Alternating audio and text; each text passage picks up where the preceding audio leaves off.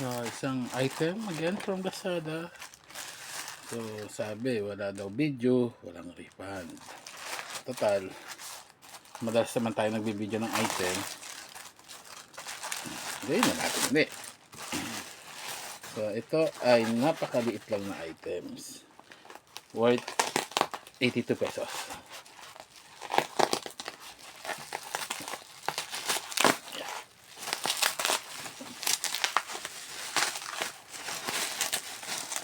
At yun na po ang ating isang item na trial lang to kung magugustuhan ko ba. Kung sakaling nagustuhan ko, bibili pa ako ulit.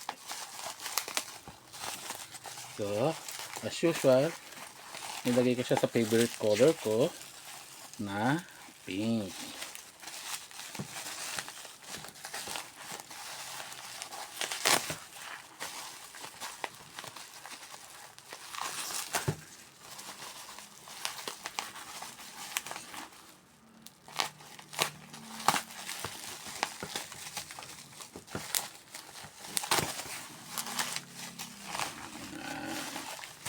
So, ito ay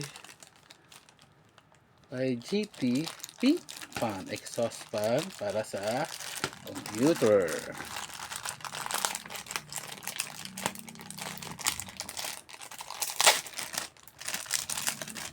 Kung naalala nyo, may binila tayong pink case.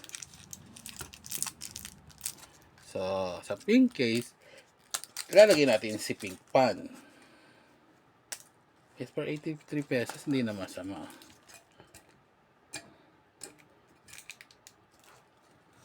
Okay ganda pagkagawa niya. Ang ganda yung pagka artsy niya dito. So ang problema ko lang, paano ba intake nito?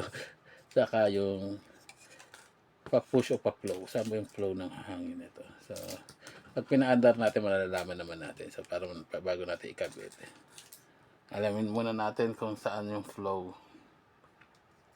Pero mukhang pag ganyan yata, ito yata yung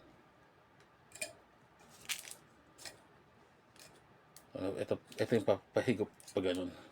Pag ganun, para ramdaman ko yung hangin bumubaga parang pag ganun.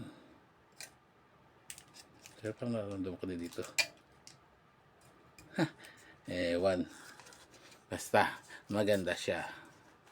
So mukhang mapapabili pa ako. Kung sana meron sanang gusto na ARGB, pero wala namang ARGB yung case ko. Pero yung motherboard ko kasi hindi.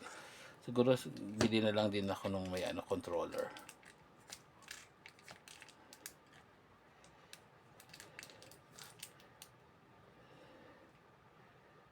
Anyway, until next video po tayo. Bye bye.